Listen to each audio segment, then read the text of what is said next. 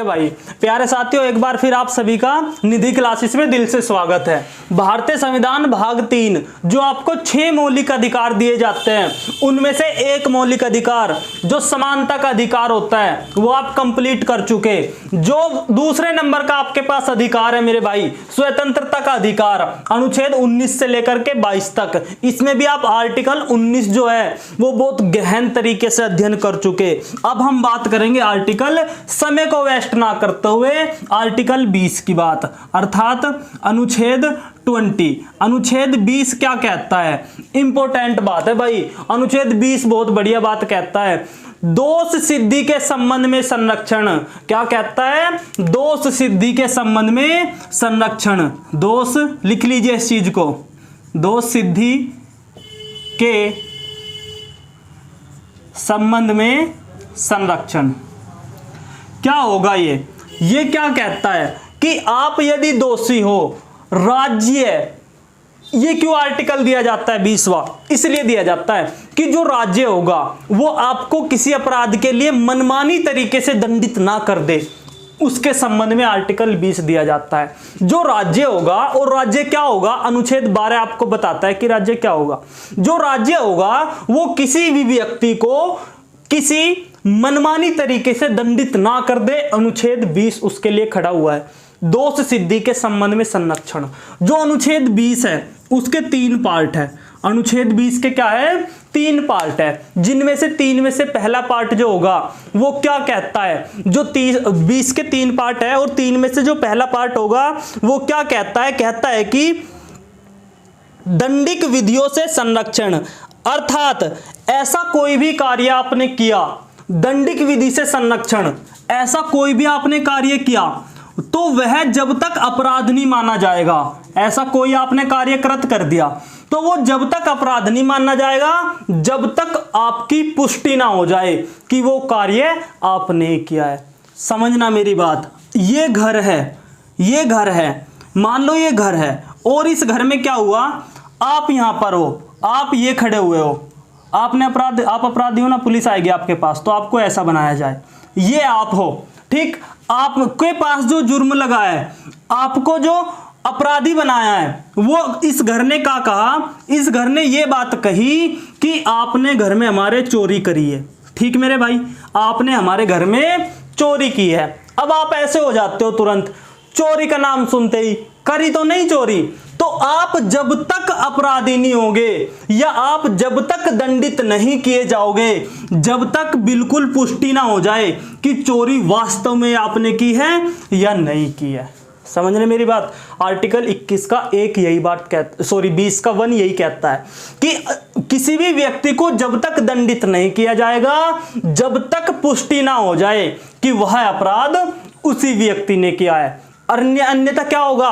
मान लो कोई कंपनी है, इस कंपनी में कुछ चोरी हो गया, एक राज्य के अधीन है कंपनी, भाई अर्ध सरकारी कंपनी है, एक राज्य के अधीन है मेरे भाई वो कंपनी, तो क्या होगा? इस कंपनी में चोरी हुई और गार्ड ने कह दिया कि भाई साहब जी इसने चोरी करी है, और करियो चाहे वो गार्ड ने ही चोरी कह दिया कि ए ने चोरी करी है। अब गार्ड जो होगा वो होगा बी, है ना। अब बी ने कह दिया कि ए ने चोरी करी, अब गार्ड की ज्यादा सुनेंगे और ए को दंड दे दिया जाएगा। ऐसा नहीं होगा। आर्टिकल 20 क्या कहता है कि जब तक पूरी पुष्टि ना हो जाए कि वास्तव में चोरी ए ने करी, तब तक उस व्यक्ति को दंड नहीं दिया जाएगा।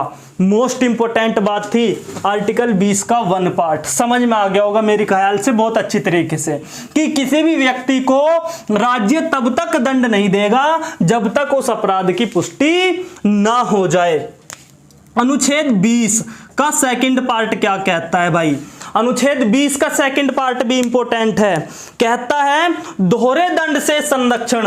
क्या कहता है मेरे भाई? दोहरे दंड से संरक्षण। इसका क्या मतलब है? यह भी मोस्ट इंपॉर्टेंट है। दोहरे दंड से संरक्षण का क्या मतलब है? दोहरा मतलब होता है 2 बार, आपको 2 बार दंड नहीं दिया जाएगा किसी एक अपराध के लिए।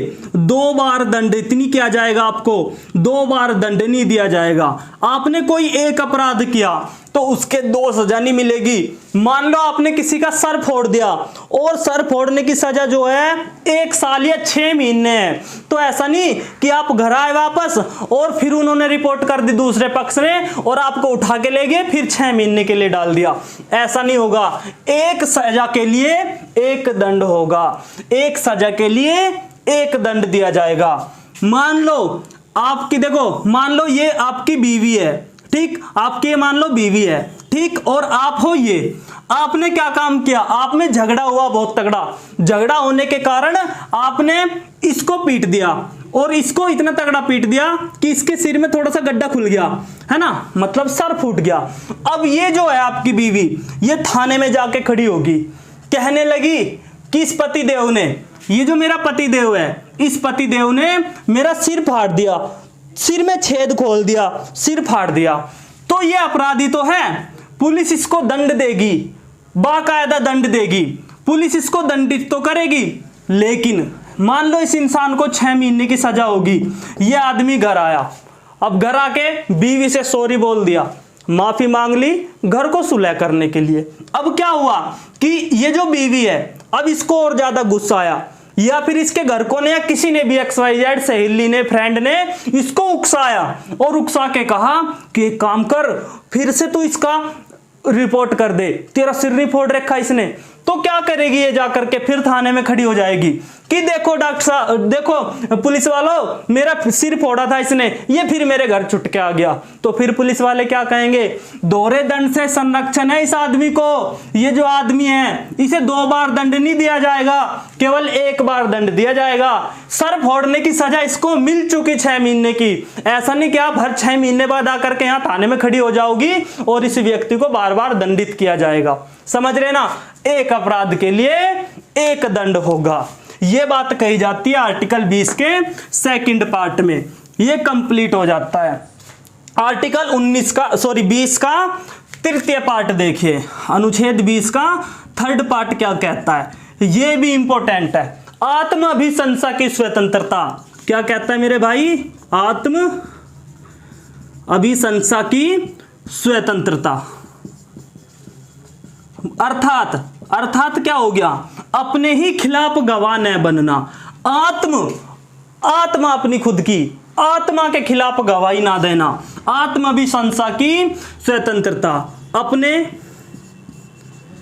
ही खिलाफ गवाह न बनना। इसका मतलब ये होता है कि आप अपने ही खिलाफ गवाह नहीं बनाया जाएगा आपको। अब मान लो कोई राज्य है, ये सब राज्य के विरुद्ध दिए जाते हैं, ध्यान रखना। अब कोई राज्य है, अब मान लो ये कंपनी है कोई, ये राज्य है, ये भी तो एक राज्य है ना, ये मान लो कोई कंपनी है तिरछी बंकी सी, ठीक। अब क्या होता है इस कंपनी में कि किसी व्यक्ति ने कोई चोरी कर ली या कोई चोरी नहीं करी, समझना। ये आदमी है, ये गार्ड खड़ा हुआ है, ठीक। अब ये गार्ड है, अब इसने कहा कि भाई ए आदमी ने चोरी कर ली इस फैक्ट्री में, समझना, ए आदमी ने इस फैक्ट्री में चोरी कर ली। अब क्या होगा, ए ने चोरी तो नहीं करी, है ना, चाहे भले ही चोरी करी हो गार्ड ने, ए अपराधी नहीं है। किसके माध्यम से, 20 के 1 के माध्यम से, कि जब तक अपराधी नहीं, जब तक शुद्ध ना हो जाए कि यही अपराधी है, यही अपराधी है। तो इसने कहा कि ए ने भाई चोरी कर ली इस फैक्ट्री में, तो क्या होगा, अपने ही खिलाफ गवाही बनाया जाएगा ए को। अब उसे क्या होगा कि पुलिस मार पीट के, या राज्य जो होगा, फैक्ट्री वाले जो मालिक लोग होंगे, या जो फैक्ट्री होगी, जो राज्य होगा, कंपनी होगी, वो उस व्यक्ति को मार मार के ये नहीं कवाएंगे कि आप इसे कबूल करो कि आपने ये गुनाह किया है, आप इसे कबूल करो कि ये जो अपराध है, ये जो चोरी है, ये आपने की है। मार पीट से तो हो जाता है, लेकिन जब पुलिस में पहुंचता है वो बताता है। आपने देखा होगा एक चीज, फिल्म वगैरह में देखते होंगे कि जो मुजरिम होते हैं लोग, जो कचहरी में कोर्ट में जाकर के खड़े होते हैं, उस कटघरे के सामने जो खड़े होते हैं, बहुत सारे गुंडे लोग ऐसे होते हैं, मुंह में ब्लेड रखते हैं, काट फीट के अपने आप को वहां खड़े हो जाते हैं और कहते हैं कि जज साहब, पुलिस वालों ने हम पे हमला किया, हमारा देखो खून निकाल दिया, हमको बहुत ज्यादा मारा छेता और क्या किया, हमसे जबरदस्ती गवाही करवाई। तो यही तो बात है। इसका मतलब आर्टिकल 19 के 3 का उल्लंघन किया पुलिस वालों ने। तो ये सारी स्वतंत्रता आपको दी जाती है कि आप अपने ही खिलाफ गवाही बन सकते, है ना। आपको ऐसा, अगर ऐसा हो जाए तो किसी को भी पकड़ो, खूब मारो पिटो और कह दो कि इसने मर्डर किया। अब मान लो किसी की जान पे बन रही, तो वो तो कहेगा कि हाँ जी मैंने किया, जब तक उसे कोई संरक्षण नहीं मिले। जब पुलिस वाले कहते हैं, है ना, जो राज्य होगा, जो आप कोर्ट में, जो आप पुलिस में पहुंचोगे, आप उनसे कहोगे कि कंपनी वालों ने मुझे बहुत बजाया, मेरे पे बजाया और मुझे मारने की धमकी दी कंपनी वालों ने, तब जाकर के मैंने हामी भरी, तब जाकर के मैंने ये बात कही कि हाँ चोरी की है। तो पुलिस फिर उनके विरुद्ध कार्रवाई करती है, समझ रहे ना। तो किसी भी व्यक्ति को अपने ही खिलाफ गवाह नहीं बनाया जा सकता। यह बात आर्टिकल 20 का तीसरा पार्ट कहता है। आत्माभिशंसा की स्वतंत्रता दी जाती है। आर्टिकल 20 के 3 पार्ट पूरे के पूरे कंप्लीट हो जाते हैं। मोस्ट इंपोर्टेंट बात थी आर्टिकल 20 की। इसके साथ हम अगला आर्टिकल पढ़ते हैं मेरे भाई, आर्टिकल 21। आर्टिकल 21 तो आपका बहुत ही ज्यादा इंपॉर्टेंट है। आप जो वीडियो देख रहे हो, आप जो जीवित हो अभी तक, वो आर्टिकल 21 के माध्यम से जीवित हो मेरे भाई। आर्टिकल 21, आर्टिकल 21 क्या कहता है? आर्टिकल अनुच्छेद 21, right to life, right to life अर्थात जीने का अधिकार, जीने का अधिकार, जीवन बचाने का अधिकार, बाकायदा अनुच्छेद 21 में लिखी जाती है बात। बहुत इंपॉर्टेंट बात है मेरे भाई। आपको अनुच्छेद 21 क्या कहता है? जीने का अधिकार देता है। यदि आपको कोई मार पीट रहा है, धमकी दे रहा है, तो आर्टिकल 21 का उल्लंघन कर रहा है। उस व्यक्ति को उसके अनुरूप सजा दी जाएगी, धाराएं लगेंगी। उकसा रहा है या उसका सामान्य इंटेंशन ऐसा है कि आपको वो अपराधी घोषित करना सोच रहा हो या आपको कहीं ना कहीं चोट पहुंचानी सोच रहा हो, तो अनुच्छेद 21 का हनन करता है। अनुच्छेद 21 क्या कहता है? प्राण एवं दैहिक स्वतंत्रता या जीने का अधिकार। क्या कहता है? प्राण एवं दैहिक स्वतंत्रता, प्राण व दैहिक स्वतंत्रता। इसका क्या मतलब है मेरे भाई? इसका प्राण तो प्राण है ही, जो आप बोल रहे हो, जो आप सांस ले रहे हो, मैं बोल रहा हूं, ये प्राणी तो है। इसको बचाने की, दैहिक मतलब दही अर्थात शरीर, इस शरीर को बचाने की स्वतंत्रता, प्राण को तथा शरीर को बचाने की स्वतंत्रता आपको आर्टिकल 21 के माध्यम से मिलती है। इसमें 2-3 फैक्ट है। इसमें 2-3 फैक्ट क्या है मेरे भाई? कि आर्टिकल 21 जो होगा उसमें 1994 में एक वाद होता है। आर्टिकल 1994 में एक वाद होता है और उस वाद का आप नाम बताओगे। उसमें क्या था कि जो लोग आत्महत्या कर लेते हैं, क्या कर लेते हैं? आत्महत्या। जो लोग आत्महत्या कर लेते हैं, 1994 में एक केस आया। उस केस का नाम आप मुझे डिस्क्रिप्शन में लिखना, कमेंट में लिखना, मैं देखूंगा उसको। जो आत्महत्या जो केस होगा, जो आत्महत्या, लोग आत्महत्या करते हैं, सुप्रीम कोर्ट ने 1994 में एक केस है। इसमें ये केस का नाम बताना आप, ये किस केस में कहा सुप्रीम कोर्ट ने? आत्महत्या पर सुप्रीम कोर्ट ने एक विचार विमर्श किया और ये बात कही कि जो आत्महत्या होगी वो जीवन जीने के अधिकार में सम्मिलित होगी। अर्थात कोई व्यक्ति अगर चाहे तो अपने जीवन को नष्ट कर सकता है और कोई व्यक्ति अगर चाहे तो अपने जीवन को नष्ट नहीं कर सकता है। अर्थात सुप्रीम कोर्ट का मानना भी ये हुआ कि जो आत्महत्या होगी वो जीने के अधिकार का हिस्सा होगी। इसका मतलब क्या है मेरे भाई? कि आत्महत्या अगर आदमी चाहे तो की जा सकती है, कर सकता है आदमी। लेकिन दिक्कत आने लगी, सुप्रीम कोर्ट को लगा नहीं भाई ये तो गलत है। किसी इंसान, कोई इंसान अगर मर भी रहा है, अगर अपनी मर्जी से भी मर रहा है, आत्महत्या कर रहा है, तो गलत बात है बहुत, है ना। इसने बात कही 1996 में। एक दूसरा वाद आता है 1996 में, ये भी आप बताना। दोनों वाद 1994 के 1996 के बनाम करके बताना, वर्सेस करके कमेंट में। 1996 में एक केस आता है। उस केस में क्या कहा जाता है? सुप्रीम कोर्ट इस बात को कहता है ना, माननीय सर्वोच्च न्यायालय इस बात को कहता है। और क्या डिसीजन आता है सुप्रीम कोर्ट द्वारा कि जो आपका जीने का अधिकार होगा, राइट टू लाइफ होगा, आरटीएल राइट टू लाइफ होगा, वो आत्महत्या के अधीन नहीं आता। इसका मतलब क्या है कि आप अपनी मर्जी से भी आत्महत्या नहीं कर सकते। 1996 में बिल्कुल स्पष्ट कर दिया गया कि आप चाहकर भी आत्महत्या नहीं कर सकते। ये बात कही जाती है 1996 के केस में। इसी के साथ जो आर्टिकल 21 है प्राणदैहिक स्वतंत्रता 1950 में, देखिए क्या एक और इंपॉर्टेंट चीज, ये दो केस तो आपने बताने दो और बता रहा हूं आपको क्या होता है। देखिए भाई इंपॉर्टेंट चीज, जो आर्टिकल 21 है, जीने का जो अधिकार है, जीवन जीने का अधिकार, ये जो वर्ड लिखा मैंने, जीवन जीने का अधिकार, ये जो वर्ड लिखा, इस वर्ड का अपने आप में बहुत महत्वपूर्ण, बहुत इसका महत्व है अपने आप में। ये क्या कहता है कि आर्टिकल 21 में 1950 में एक वाद आता है।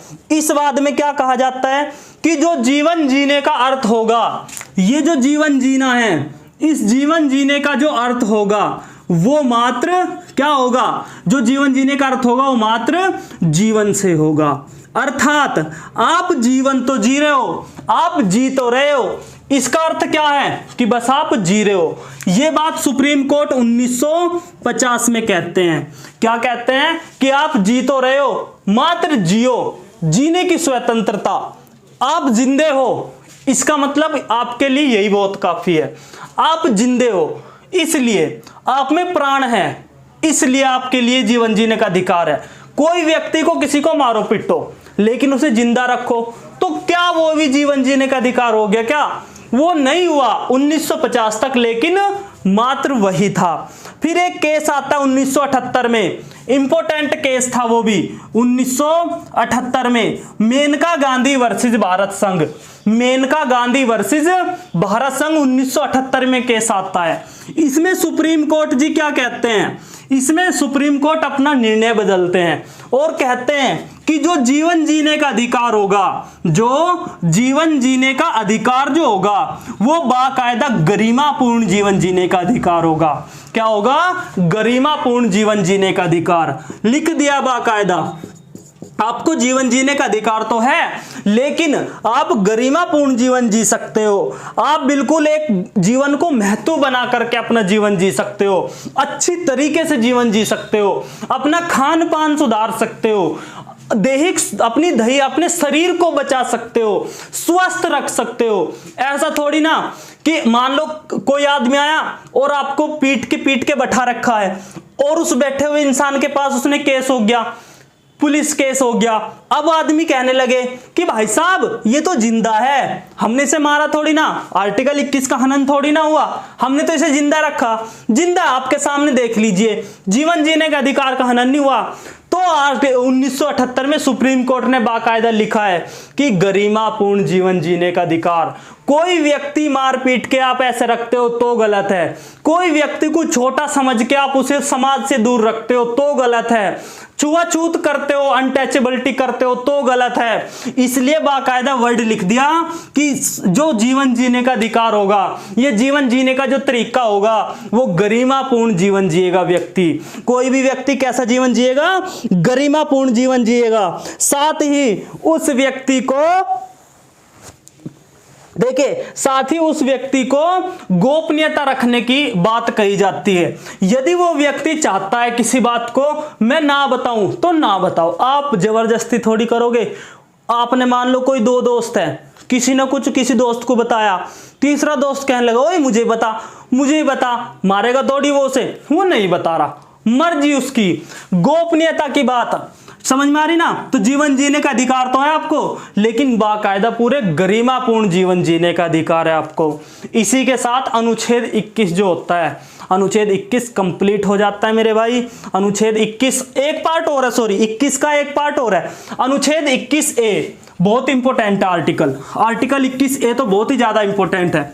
देखिए आर्टिकल 21A क्या होगा। अनुच्छेद 21A अनुच्छेद 21A में क्या होता है मेरे भाई, कि जो अनुच्छेद 21A में बात कही जाती है कि जो 14 वर्ष की आयु से जो कम के बालक होंगे, 14 वर्ष की आयु से जो कम के बच्चे होते हैं, उनका लालन पोषण करने का कार्य किसका होगा मेरे भाई, सरकार का। किसका होगा, राज्य का कह सकते हो आप। अब राज्य केंद्र सरकार भी हो सकती है, राज्य सरकार भी होती है। शिक्षा का अधिकार कहा जाता है जिसे, जो 6 से 14 वर्ष के बच्चों को अनिवार्य शिक्षा देने का काम करता है। लालन पोषण की बात की जाती है, शिक्षा की भी बात की जाती है। देखना राज्य क्या काम करेगा कि 6 से 14 वर्ष के आयु के जो बालक होंगे उनको शिक्षा देने को, और शिक्षा भी कैसी, निशुल्क, बिल्कुल कैसी शिक्षा, निशुल्क, ठीक बात, निशुल्क। कैसी शिक्षा, बिल्कुल निशुल्क शिक्षा। बहुत इंपॉर्टेंट चीज देखना। अब जो राज्य का काम होगा वो क्या हो गया कि जो 14 वर्ष से कम, अर्थात 6 से 14 नहीं, आप 6 से लिखो, जो 6 से 14 वर्ष की आयु के जो बच्चे हैं उनकी शिक्षा की देखभाल किसकी होगी, इस राज्य की होगी। ये आपको क्या कहता है, ये देता है आपको शिक्षा का अधिकार, एक प्रकार से किसका, शिक्षा का अधिकार, शिक्षा का अधिकार। इसी के साथ क्या कही जाती है, जो माँ बाप का कर्तव्य होगा, भाई माता पिता का भी तो कुछ कर्तव्य होगा। ऐसा थोड़ी ना कि जो सरकार होगी, जो राज्य होंगे वही उनके घर में आएंगे और बच्चों को उठा करके पढ़ाएंगे जबरदस्ती।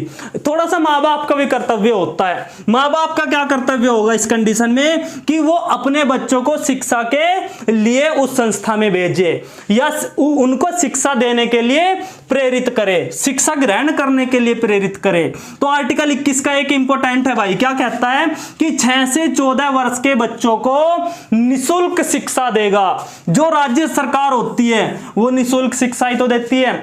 आपने देखा होगा 6 से 14 साल के बच्चों को तो वैसे भी निशुल्क शिक्षा दी जाती है, खाना भी दिया जाता है सरकारी, और इसी के साथ आपको ड्रेस भी सरकारी मिलती है। सरकारी स्कूलों में ये सारी फैसिलिटी मिलती है, शिक्षा भी अनिवार्य मिलती है। इसी के साथ ये जो कंडीशन होती है ये 2002, एक बात समझना, 2002 में ये प्रस्ताव आता है, लेकिन पूर्ण तरीके से 2010 में पूरे भारत में लागू हो जाता है। 2010 में लागू है ना। ये आता कब है प्रस्ताव कि 6 से 14 साल के बच्चों को निःशुल्क शिक्षा दी जाए, 2002 में आता है, लेकिन 2010 में जाकर के ये पूर्ण तरीके से पूरे भारत में लागू हो जाता है। ठीक मेरे भाई, आर्टिकल 21 का 1 जो है वो आपका बिल्कुल कंप्लीट हो जाता है।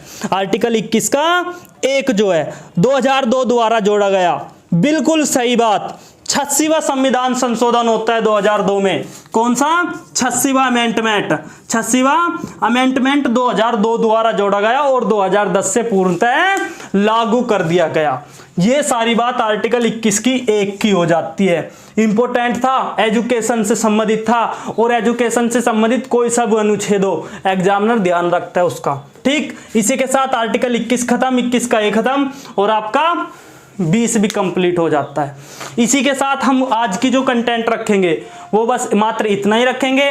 ठीक मेरे भाई, मौलिक अधिकारों में आर्टिकल 19 से लेकर के 22 तक पढ़ेंगे। 21 आपने कंप्लीट कर चुका, एक बच रहा आपका अनुच्छेद 22, उसको हम अगले कंटेंट में करेंगे, अगली वीडियो में करेंगे। ठीक मेरे भाई, धन्यवाद। आज के लिए इतना ही रखते हैं। कंटेंट अच्छा हो, अच्छा तो है ही, ठीक है ना, ये अच्छा ही है दरअसल। आप क्योंकि एक किताब में मिलेगा नहीं, दरअसल बहुत सारी चीजें पढ़नी पड़ती है, तब जाकर के आपके सामने बोलना पड़ता है मेरे भाई, है ना। तो इसी के साथ थोड़ा सा नजाकत को समझा करें, है ना, समय की नजाकत को समझो और मेहनत की नजाकत को समझो। आप भी मेहनत करो, हम भी मेहनत करेंगे। और इस वीडियो को लाइक करें, कमेंट जरूर करिए करें, और चैनल को सब्सक्राइब करें अगर नए हो, और वीडियो को ताबड़तोड़ तरीके से फैला दें। इसी के साथ हम इतना ही रखते हैं। धन्यवाद।